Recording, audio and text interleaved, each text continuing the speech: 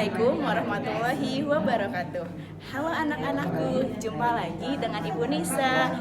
Kali ini kita akan membahas mengenai pola bilangan. Stay tune ya. Nah, sekarang kita mulai membahas pola bilangan. Ada yang tahu pola bilangan itu apa? Pola bilangan adalah aturan terbentuknya sebuah kelompok bilangan.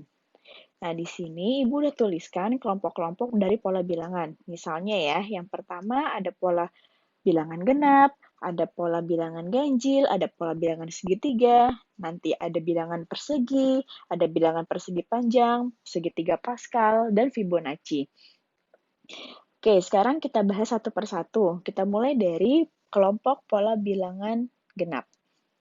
Kalian tahu ya, kelompok bilangan genap itu berapa aja? Di sini Ibu tulis bilangan 2, 4, 6, 8, 10, dan seterusnya. Oke, secara manual kalian pasti bisa meneruskan kelompok dari bilangan genap, yaitu setelah bilangan 10 kita bisa tuliskan bilangan 12, bilangan 14, bilangan 16, dan seterusnya. Gitu ya. Oke, sekarang kita lihat selisihnya atau bedanya. Coba dari bilangan pertama, bilangan 2, 2 ke 4 itu berarti selisihnya plus 2, 4 ke 6 selisihnya plus 2, 6 ke 8 plus 2, 8 ke 10 plus 2, 10 ke 12 plus 2, 12 ke 14 plus 2, 14, 16 plus 2. Ya kan? Di situ selisihnya atau bedanya selalu sama atau selalu konstan. Pasti untuk bilangan berikutnya itu pun juga akan sama selisihnya atau bedanya. Oke? Nah, kalau secara manual ya, kita pasti udah bisa dong meneruskan kelompok dari bilangan genap itu. Tapi di sini di pola bilangan kita punya rumus untuk khusus bilangan genap itu, yaitu UN sama dengan 2N. Nah, UN itu apa sih? UN adalah suku ke N, di mana N itu merupakan urutan. Ya, jadi misalnya, Ibu minta tentukan pola bilangan genap ke 7. Misalnya Ibu minta begitu. Nah, berarti N-nya itu 7. Ya, karena berarti N itu kan urutan ya. Urutan yang ketujuh itu berapa? Gitu. Jadi, kalau seandainya kita gunakan rumus, N-nya kita ganti 7 jadi U7 sama dengan 2 dikali 7 atau sama dengan 14. Jadi, bilangan ketujuh itu yaitu bilangan 14. Oke, coba kita cek ya berdasarkan urutan bilangan genap di atas ya. Di sini ada bilangan 2, itu bilangan pertama, 4 bilangan kedua, 6 bilangan ketiga, 8 bilangan keempat, 10 bilangan kelima, 12 bilangan keenam, dan 14 adalah bilangan ke-7. Berarti betul ya? Dengan rumus dan dengan manual. Oke, paham? Nah, selanjutnya kita akan membahas tentang bilangan ganjil. Bilangan ganjil di sini Ibu tuliskan yaitu 1, 3, 5, 7, 9, 11, dan seterusnya. Atau bisa kita lanjutkan setelah 11 itu jadi 13, 15, 17, dan seterusnya. Kenapa bisa seperti itu? Kita lihat selisihnya atau bedanya. 1 ke 3 plus 2. 3 ke 5 plus 2. Lalu selanjutnya juga plus 2, 7 ke 9 juga plus 2, 9 ke 11 juga plus 2, pasti 11 ke 13 juga plus 2, dan seterusnya. Gitu ya. Oke, di sini bilangan ganjil dengan bilangan genap sama. Bedanya itu selalu konstan atau tetap sama terus tuh, plus 2 semua. Untuk bilangan ganjil juga ada rumus, yaitu 2N min 1 untuk mencari suku ke N atau urutan atau bilangan pada urutan ke N. Gitu. Untuk contohnya, seandainya Ibu minta tentukan pola bilangan ganjil ke 10. Misal ke 10. Ke 10 berapa? Oke, kalau kita cari pakai rumus, jadi U10 sama dengan 2 dikali 10 dikurangi 1. Jadi 2 dikali 10, 20, dikurangi 1 sama dengan 19.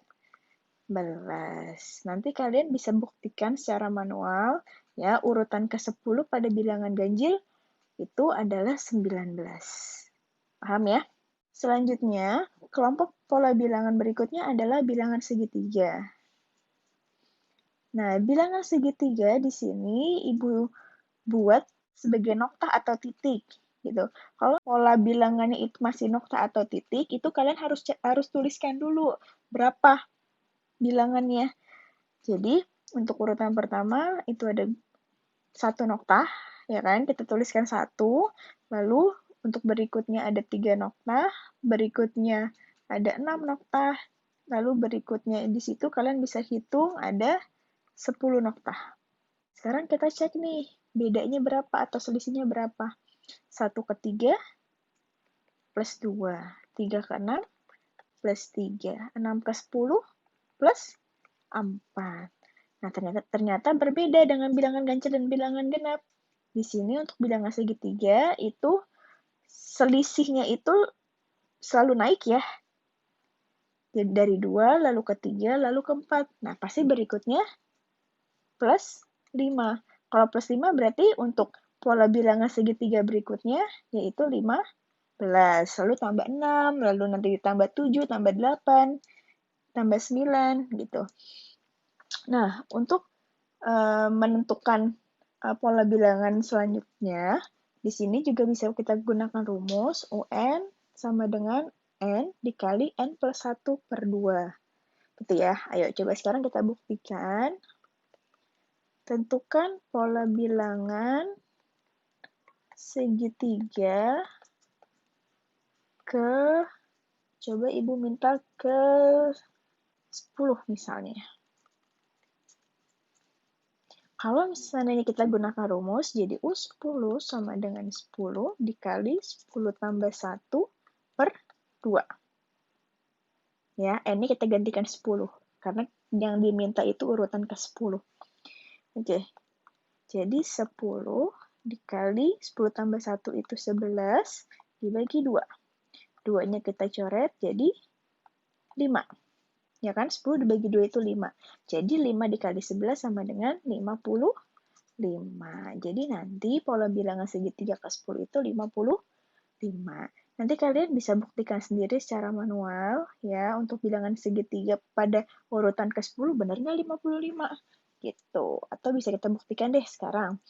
Berarti kan 1, 3, 6, 10, 15, lalu kan ini plus 2, 1 ke 3 plus 2, 3 ke 6 plus 3, 6 ke 10 plus 4, 10 ke 15 plus 5, lalu selanjutnya plus 6, jadi 21 ya, 15 tambah 6, 21, lalu plus 7 itu jadi 28, lalu plus 8, 28 tambah 8, jadi 36, lalu plus 9, 36 ditambah 9 jadi 45, lalu plus 10, 45 tambah 10 jadi 55. Sama ya kalau kita hitung secara manual dan secara rumus.